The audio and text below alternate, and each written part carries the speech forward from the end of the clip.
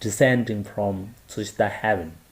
In front of the Mahamuni, our teacher developed the enlightened mind and gathered the two professions of merit and predestined cognition on the path of accumulation for countless aeons.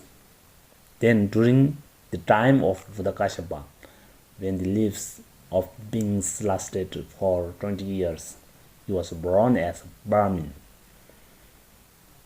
In the next part, he appeared in Tushita Heaven as the holy Saptaketu and taught the supreme Dharma to the gods. As the time came when life in Jambudvipa spanned for 100 years at the most, by the grace of the Buddha's divine musical instruments resounded the following verses in the courtyard of Saptaketu's place.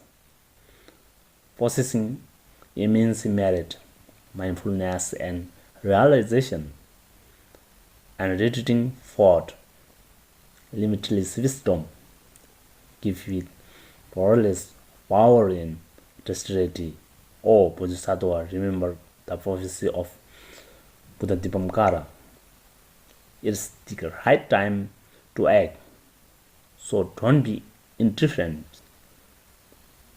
Inspired by these words, Saptaketu made 5 special considerations of caste, continent, father, mother, and time in order to demonstrate the act of taking bath in Jambudvipa.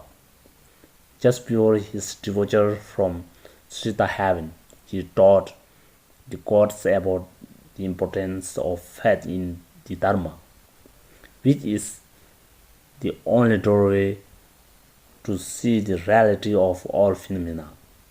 Like this, he taught 108 different topics dealing with the purification of the gods, transmigration to the royal realms.